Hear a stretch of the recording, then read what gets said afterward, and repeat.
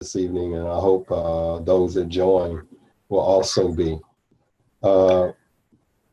Next Nate, slide. would you start over again, because I just started the recording? Sure. I apologize. And you're going to progress the slides, right? Yes, I am. Okay. Well, just tell me when to start again. Go ahead. Go start now. Good evening, friends. I'm excited about this evening because I'm waiting to hear what Jesse has to share with us in reading some of the things that he's been involved in. It's really what we need in our country today, because without men and women like Jesse, many people will be left behind and forgotten. And so we need more powerful people to do the things that he does. And so I'm excited to hear what he has to say. Again, we're Parents Across America. And what is PAA? We're Parents Across America is a grassroots organization that connects parents of all backgrounds across the United States to share ideas and work together to improve our nation's public schools. And Julie, before we leave that slide, I did want you to say something quickly. Introduce yourself real quick and just say something, give us a minute of something. Well, this is Julie Westerhoff. I'm really bad at doing webinars, and so I am on the phone, and my video camera doesn't seem to be working either, but I'm on the phone, so you Interim Executive Director of Parents Across America. And well, I'm just excited about this series that we've been doing on poverty, race, and educational opportunity, because I think it's really been directing us in a place where we need to spend more time and focus. And we have done several workshops in the area and 2 or 3 webinars.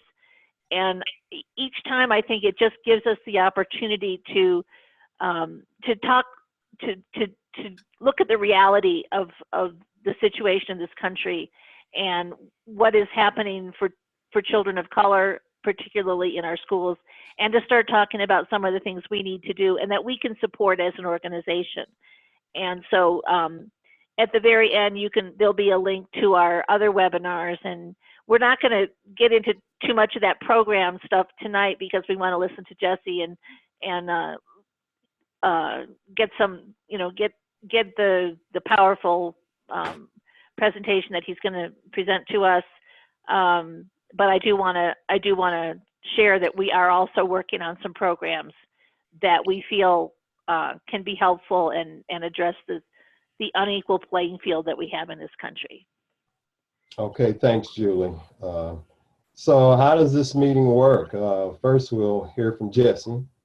As you know, Seattle activist, teacher, author, more than a score. During this time, please mute the microphone or telephone. You can use the chat box at any time to type in your thoughts or ask a question. Oops, I forgot to change this.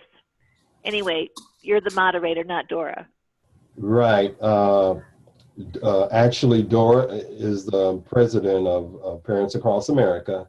I don't sound like Dora, so you can see that she's not here this evening. And so here's some suggestions. Go ahead to the next slide, Julie. Respect others' opinions without judgment. Be mindful of the issues of privilege, personal identity, and historical inequalities. Make sure everyone has a chance to be heard.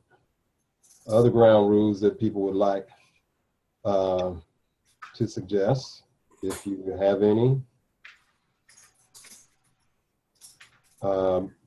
Okay, we can proceed, Julie, with the slides.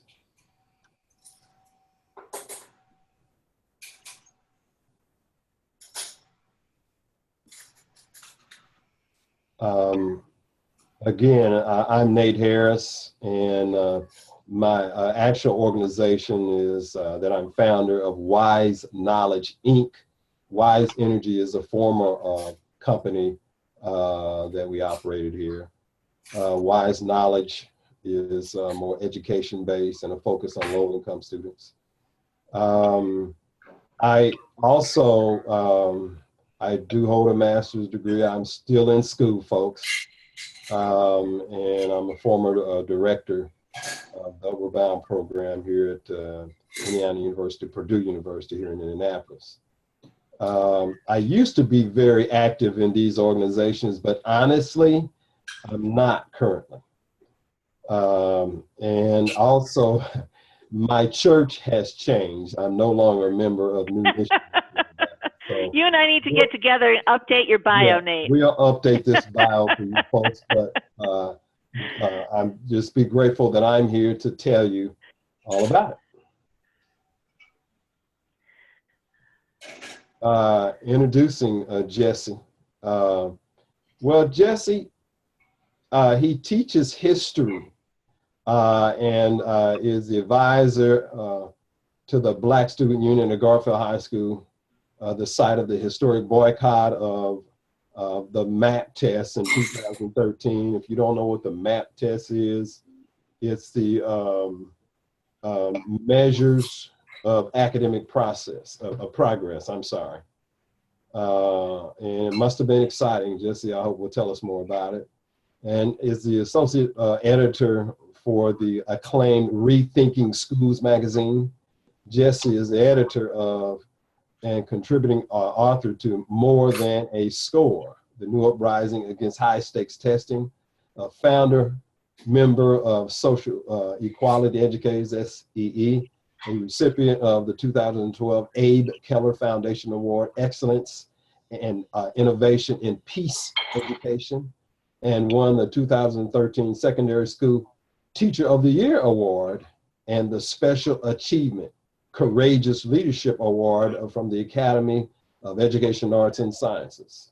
In 2015, Jesse received a Seattle King County NAACP Award and was named as an Education Fellow to the Progressive magazine. And with that, I turn this meeting over to Jesse at this time. We're delighted to have you, Jesse. Oh, right on. Thanks a lot, Nate. I really appreciate it. And thanks to Julie and to parents across America who have been on the front lines of this fight against corporate ed reform for a long time. I've greatly appreciated the work you all have done, and it's really made a difference. And I've just been trying to do my part to contribute to this work. And one of the main things that I've attempted to focus on is bringing together anti-racist struggles together with the struggle against corporate education reform and what I call the testocracy. And what that's meant is in my work trying to bring together the opt-out movement of students, parents, and teachers who are refusing these high-stakes standardized tests that are being used to undermine public education and to punish children, bring the movement to oppose those tests together with the Black Lives Matter movement. And we've seen some stunning breakthroughs in that work over the course of the last few months that I want to outline a little bit and make some suggestions for where our struggle can go in the coming months, knowing that we are now facing dramatically different political terrain with an open bigot, an open misogynist, an open racist in Donald Trump having been elected as president, but also somebody who, while he masquerades as opposing the status quo in education because he opposes Common Core, is very much a pillar of the corporate education reform agenda. And so I want to talk about how we can leverage these movements and further these movements in the Trump era.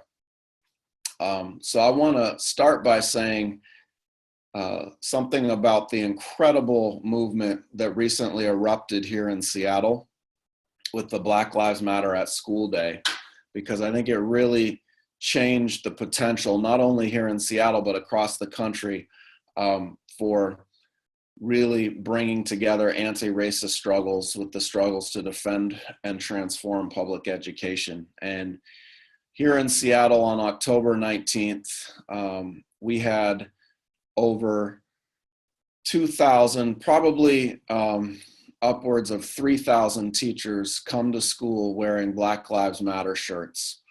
And not only that, but many families wearing the shirts to school, students wearing the shirts to school, and even more importantly, many teachers bringing anti-racist lesson plans into the classroom and teaching about the history of structural racism and the movements that have challenged that racism for a long time. And this movement got started because of an elementary school here in Seattle called John Muir, and they had a race and equity team, and they had a group called Black Men United to Change the Narrative. And both of those groups wanted to celebrate Black lives by having African-American community members and families come to the school before school one day and high-five the students as they came into school, sending a positive image and message to the students. And when the teachers announced that they were going to wear Black Lives Matter shirts that day to school, it was met with a very strong and negative reaction by the right wing and by white supremacists. A website, Blue Lives Matter, ran the story that these teachers were going to do that. And within a few days of that being published, some hateful person made a bomb threat on the elementary school for that day of action. And it was really disheartening.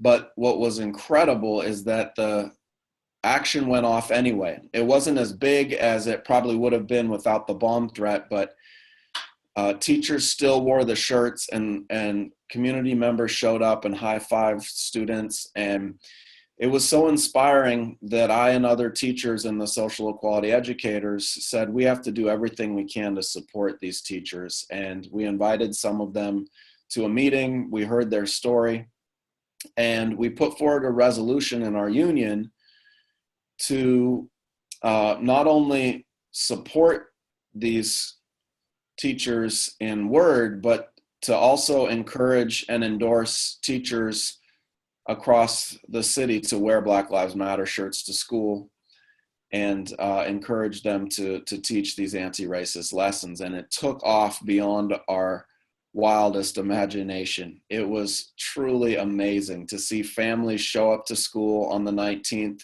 with booths outside their school and materials about how to teach developmentally appropriate lessons about race and racism. And at my school, Garfield High School, at lunchtime, we had one of the most powerful rallies I've ever witnessed. It was truly moving. You know, it began with a rally on our front steps and several teachers and students speaking out about why this movement for Black lives is so important, to challenge the school to prison pipeline and reframe education. And then one of our special education teachers, Ms. Dubois, stepped forward, and she shared a story that has forever changed our high school. And she explained how her son was let down in the Seattle public schools and not given the supports and nurturing that he needed. And that as he failed out, they had to move, and they moved to a smaller district nearby. And it was while living there that he had an encounter with the police, and the police murdered her son. And she had never revealed that to the faculty And right there on the steps in front of the students, the faculty, and the media, she finally unburdened herself of this secret that her community didn't know about. And she finally, when she saw all of these faculty members wearing Black Lives Matter shirts, felt like she could come forward with that terrible pain that she was suffering with alone, and ask for the community's support. And if that's the only thing that came out of the day, I think that would have been enough. It was truly moving to see our faculty embrace Ms. Dubois, and to realize that this problem of police violence isn't relegated to just Ferguson or North Carolina or Florida. This is the teacher down the hallway from you that faces this kind of unchecked state-sanctioned violence. And that kind of dramatic inequality, unaccountability, and structural racism that we see in the judicial system, in the prison system, in the police system, is very evident in the education system as well. And it's something that I've been really organizing to fight against for some time. And it's incredible to see more and more people joining that movement. Over the summer, the stunning announcement by the NAACP nationally that they were opposing charter schools and the expansion of charter schools was definitely welcome news to those of us who have been trying to fight against privatization of our school system, and knowing how much the corporate education reformers use the narrative of the failing public schools to try to push policies that further exacerbate inequality. And so one of their main objectives is to label the schools failing with test scores, especially label Black kids failing with test scores, and then use those scores to further punish the schools, to profit off the selling of these exams. Companies like Pearson are multi-billion-dollar corporations. And then once they're able to label our children and our schools failing, well, then they can shut the schools down. Then they can deny kids graduation. Then they can fire the teachers and further their privatization agenda. And the irony is that the testocracy claims that high-stakes standardized tests are the key to closing the achievement gap, right? The idea is that if we just use more and more tools of accountability, we can finally liberate Black children. And it's absurd claim on many levels, and I want to go through that for a minute. Because the first thing to understand is that if you see someone suffering from hypothermia, the testocracy would have us believe that what we should do is go take their temperature over and over and over and over again. In fact, the average American public school student today takes 112 standardized tests. That's an obscenity and a huge waste of time. And so their approach to someone suffering from hypothermia would be to take their temperature ad nauseum, whereas educators and those of us in this struggle believe that we need to actually wrap that child in a blanket and meet their basic needs with wraparound services, right? Lowering class size, providing the after-school programs, the tutoring programs, the mentoring programs that can actually help our students succeed. But because those programs cost money, right, they're not as desirable for the testocracy. And instead, they are hell-bent on redefining knowledge as the ability to eliminate wrong answer choices on a test, right? They want us to believe that the pinnacle of wisdom is picking A from a list of prescribed answers. And we have to reject that and say that our society is in deep crisis today. We have an open racist, an open sexist who's, brags about sexually assaulting women, and an open homophobe and anti-immigrant basher as our president. And this requires an informed, and empowered and mobilized populace to actually see through and to challenge these types of bigotry. And to do that, we need young people who can think critically. And critical thinking can't be produced by rote memorization. And these exercises in 112 standardized tests for the average student really deny kids the ability to develop their critical thinking skills, their imagination skills, their civic courage and creativity, and all the skills that I think we really desperately need in this time. And I think the other ways that high stakes standardized tests perpetuate inequality and racism is the way they're used to prop up the school to prison pipeline. And I think the school to prison pipeline looks like a curriculum that doesn't reflect the struggles or the accomplishments of people of color.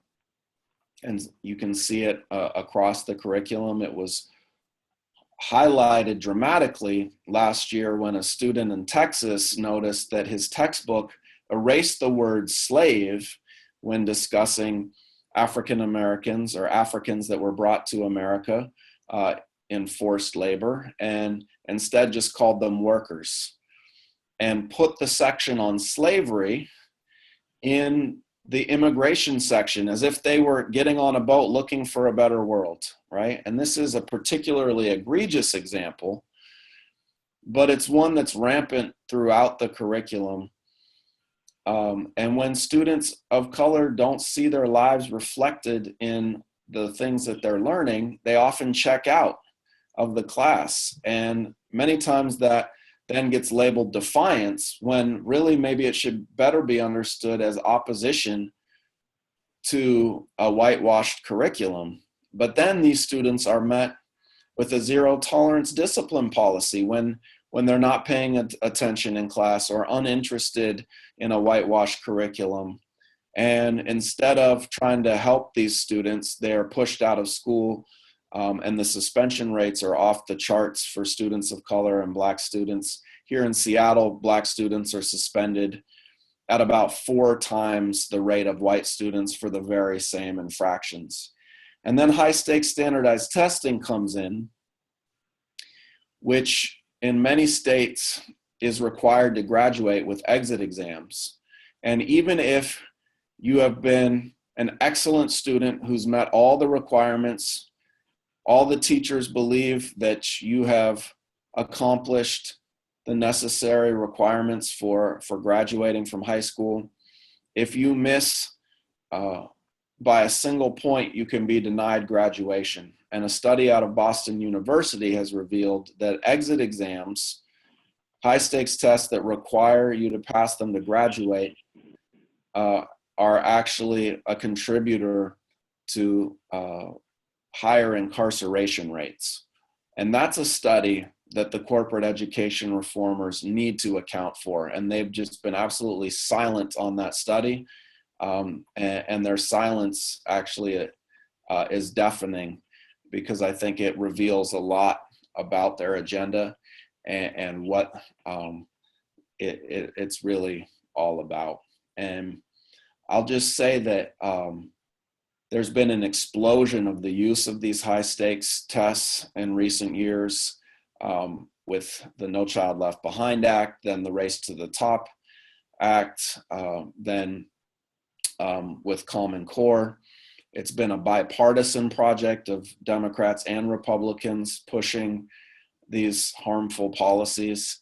But really, there's a long tradition in the United States that far predates No Child Left Behind of using high stakes standardized tests to segregate, to track, and to rank and sort children into their place in society and help to reproduce inequality in our society. And that history goes back to the early 1900s, when the eugenics movement actually launched the use of high stakes standardized testing in the public schools. And that's a history, again, that our current testocracy that claims that testing is the key to closing the achievement gap is silent on. They don't want to account for the fact that it was eugenicists, open white supremacists, that were the people that designed the early standardized tests and brought them into the public schools. People like Carl Brigham,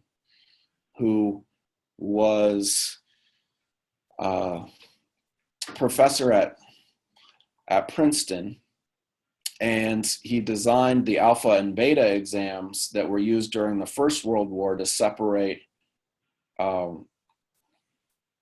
who they believed was officer material from who would be a grunt soldier. And he took those tests and adapted them into the SAT exam, and consciously wanting to use that as a gatekeeper for Princeton and for higher education, and began promoting those, the use of that test in the public schools. And Carl Brigham was also the author of a book called A Study in American Intelligence, which is really like the Bible for the eugenics movement, which concludes by saying that America is going to fall behind the rest of the world in its intelligence due to the fact that we have African-American population here that far larger than Europe has, right? So this openly racist argument is used to support the idea that we need more A, B, C, D bubble tests in the schools. And today we're told that we need more of these tests for civil rights. And I don't buy it. And I think an increasing number of people don't buy it either.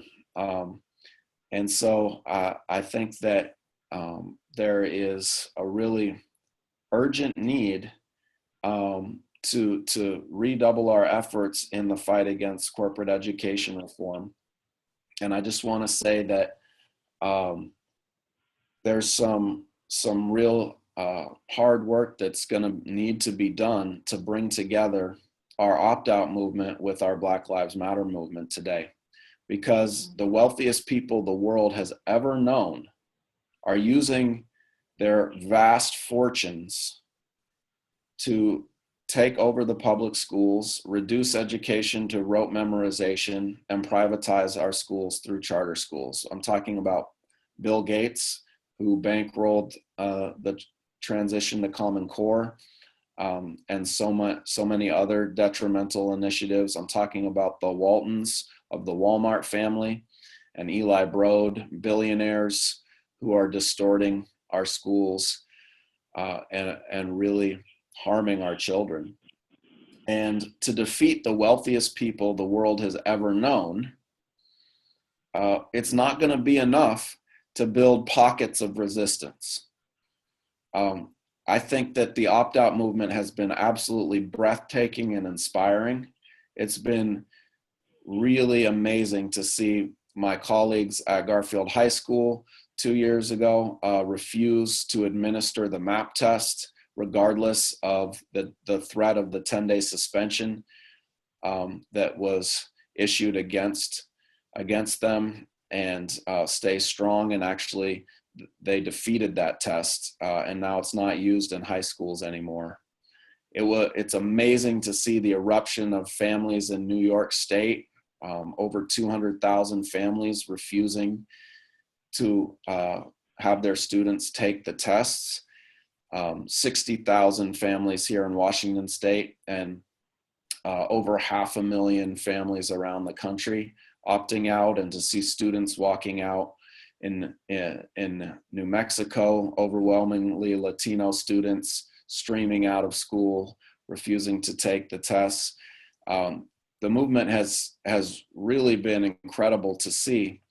But at the same time, when you're facing the world's richest people who have everything at their disposal in terms of resources and the media, it's going to take nothing short of a truly mass civil rights movement of parents, students, teachers, and our unions united together to push out these billionaires. And to achieve that scale of mass struggle, it's actually vital that the opt-out movement make inroads and support the Black Lives Matter movement.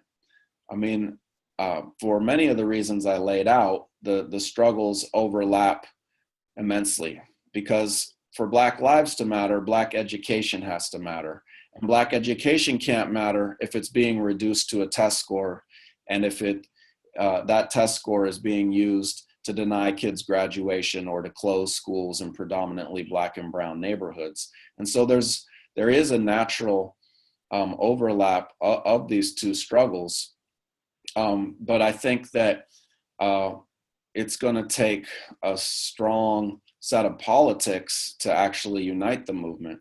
You know, right now, the corporate reformers are attempting to claim that the opt-out movement is a white movement, which is despicable on many levels. First of all, it erases the Black leadership and the leadership of color that exists. People like Karen Lewis, the president of the Chicago Teachers Union, a Black woman who's been at the forefront of our movement, the Latino students in New Mexico, and I could go on and on about incredible examples of leadership of color in the movement.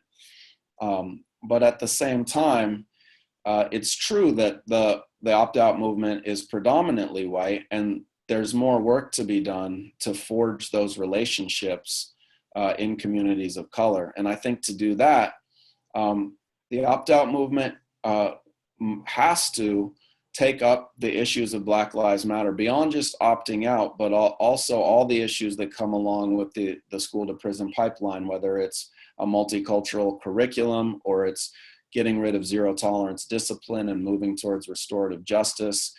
It's understanding the way Black girls are the most disproportionately suspended and looking at the way gender and race interplay to push out Black students from school. These are the types of issues that the opt-out movement is going to have to develop a consciousness around and a political program around if it's going to fully realize the potential of masses of families of color joining this movement and taking it even farther. And I think the great potential for that was shown in Seattle on October 19th with the Black Lives Matter at School Day, when thousands of teachers of all colors stated bravely that Black Lives Matter in our classrooms. And I think that's a model that could be rolled out across the country and go a long way towards convincing families of color, the Black Lives Matter movement, Black parents and students, that those of us, those educators and families that are fighting corporate reform are really the ones that are in the struggle to make school a place that affirms the lives of all of our students and is really a place that can empower our students to transform the world, not just get ready for a low-wage job. And I think there's great potential ahead to build that struggle. So I'll leave it there and take any questions. But thanks for your time.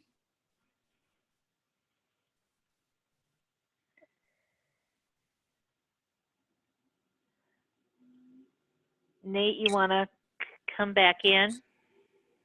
Sure. Sure, Julie. Um, very good information. Um, but before I approach any closing comments, now's the time for questions and comments. Let's get into a short discussion, folks, before we while we have a little time remaining. Go ahead. Do you have something to say, Laura? Well, sure. First of all, I just want to say congratulations on your victory over charter schools. I'm here in Virginia, and we narrowly defeated a bill that would have put a charter school amendment on our ballot last week. And by just a couple votes in the General Assembly here, we didn't have that on our ballot. And as I just saw, I've just seen Massachusetts and what happened in Georgia and what happened in your state as true victories of grassroots activism, of people really getting the true story about what charter schools really do mean. So I congratulate you there. I'm just wondering, I know you referenced Race to the Top and No Child Left Behind. Are you encouraged at all by ESSA, or does this look like just more of the same to you? Yeah, that's a great question. First, I'll say about the charter schools in Washington State, we won the Supreme Court ruling that called them unconstitutional because you can't use public school money for private institutions. And it seems like that should be precedent setting and potential to roll that out across the country. Unfortunately for us, the corporate reformers, the deep pockets and the billionaires in our region, help finance a counterattack. And the state legislature slightly tweaked the wording about where the money would come from and how the charter schools were being labeled, and they got it passed in the last legislative session again. So now they're going forward with charter schools again. But of course, there's another legal challenge to their shenanigans, and hopefully we'll be able to stave off charter schools again. Bill Gates tried to finance a campaign to get rid of one of the judges who had ruled against the charter schools. And even with his deep pockets, he wasn't able to push that judge out of the Supreme Court. And so we're hopeful that the court will rule once again that charter schools are unconstitutional. So that struggle is ongoing though, and we'll see where it goes. In terms of ESSA, I think a lot of it is business as usual. I think there is some potential for it in terms of it grants more power for states to decide what high stakes will be implemented for exams, for instance. And so states are more empowered to make policy decisions. So the issue there is, in some states, it will be worse than what we saw under No Child Left Behind and Race to the Top. And in some states, there's potential for it to be better. But really, I think what will be decisive is how big the movements on the ground are, right? If teachers are boycotting these tests, if students are walking out of them, if parents are opting out in record numbers, politicians will have a harder time getting on the wrong side of those issues, whether it's the state legislatures or federally.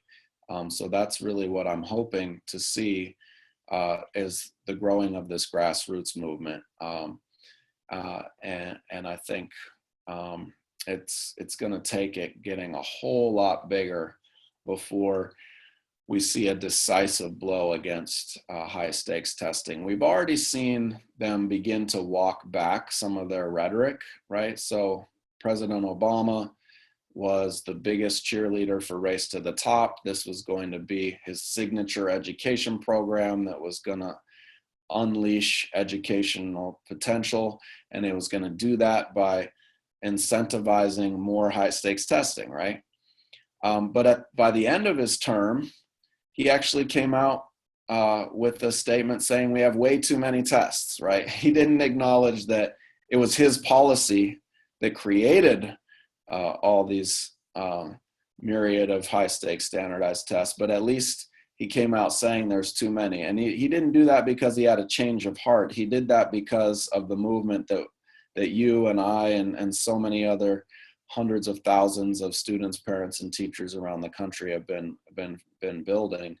And so ESSA I see as an acknowledgement of this movement that we've built, right? Because they had to realize they couldn't just sell, we want more and more high stakes testing anymore. But they've still, it still allows it to move forward. So really we gotta be vigilant, keep building the movement. I want to get back to your discussion about the Black Lives Matter movement, and I think it's so interesting that there's the criticism that the opt-out movement or the movement against high-stakes testing is a white movement, but then the minute the Black Lives Matter group gets involved, it's like, oh, we don't like them either. Exactly. And I think that I think that is such a key issue, and that I think parents across America ought to probably be bolder in how we reach out. We have chapters, in 25 states, and I know that there are Black Lives Matter chapters in those states, or at least in most of them. So I think we need to figure out how we can make some of those connections and work together. I have to jump in with my favorite hobby horse, and that is, I know that we can't beat Bill Gates on his own terms, and we can't beat Walmart on their own terms. But I continue to say that these people are doing this. Well, they're doing it for a tax break. That's probably the main thing. They're doing it because they think they know better than everybody else. But they're also doing it because they think that it makes them look good. They think that it makes them, family friendly.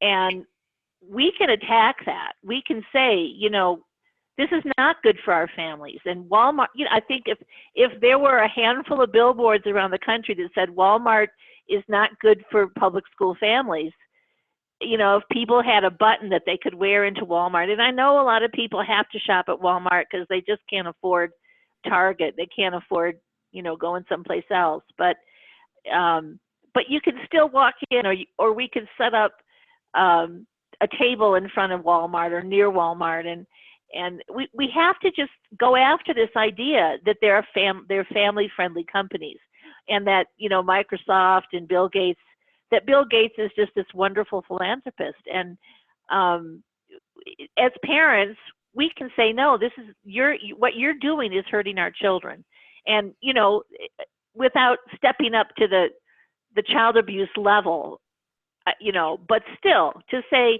these people are hurting our children. These people who, with all this money, who don't have their children in any kind of setting like this, are hurting our children. And that message, that's powerful. That can do a lot that they can't do with their money. So I just want to put that out there. But I want to get back to how important it is for us to be addressing this on the levels of the level of racism that it is. And let's talk about the Waltons and Bill Gates and Eli Broad in that respect too, because what they're doing is harming children of color and not paying attention to their parents and not paying attention to their teachers or their communities. So that was my little rant, but I want to thank you for the work that you've been doing. And I really think that is a good model, and that it's a model that parents across America needs to take up. And we need to work more closely with you on that. Yeah. And I thought one of the first thing you said was really critical. over the summer, not only did the NAACP come out against charter schools, but the Movement for Black Lives released its policy platform statement, which is a coalition of dozens of Black Lives Matter oriented organizations across the country. And their platform on education is absolutely amazing. It's a rejection of all of the pillars of corporate reform, from charter schools to zero tolerance discipline, and including high stakes testing. And so when they try to dismiss the opt-out movement as a white movement, they're dismissing the dozens of Black Lives Matter organizations that oppose the inundation of our schools with standardized testing. And I think that announcement provides a real opportunity and a challenge for the opt-out movement to step up and figure out ways to make connections with the Black Lives Matter movement. And I'll tell you one way that we're planning to do it here in Seattle, building off of the Black Lives Matter at School Day. We're actually bringing Carol Burris, the executive director of the Network for Public Education, to Seattle to join other educators in a forum on testing and tracking. And, you know, Carol Burris wrote a book called On the Same Track that looked at the high school that she was the principal of and how she detracked her school. It wasn't done all at once, but little by little, they removed all of the barriers and separation of students on the so-called high track and low track and brought them together with astounding results that were better for the students of color in the building, better for all of the students in the building. And her book walks you through how that process worked. And I think it's really has to be the next phase of the opt-out movement, is looking at the way standardized tests are used for tracking, right? Because they're used to label Black and brown kids as insufficient, as deficient and behind, and then to segregate and track them into the lower courses. And then they're also used to identify middle class and largely white students, and that body of knowledge as being more important and privileging those experiences and tracking those students into higher programs and preparing them for better jobs and colleges. And I think once you look at the history of how these tests have been used to rank and sort and track students from the days of eugenics through today, you have to see that we're not just opposing high stakes testing because it is crowding out the arts and creativity and collaboration and critical thinking from the classroom for everyone, but we're also opposing these tests because of the way they're specifically being used to segregate our schools, and to put low-income students and students of color on the low track. And at Garfield, you know, we've long struggled. We have a very diverse high school, but when you look into the classrooms for too long, you've been able to tell is if it's an honors class or if it's a general ed class just by looking at the color of the skin of the kids in the classroom. And that's why I'm really excited that the teachers at Garfield throughout the course of last year met on their own time and over the summer on their own time to figure out how to do an honors for all program that eliminated the distinction between regular and honors classes, and actually brought all the students together that in the humanities 9th grade classes this year.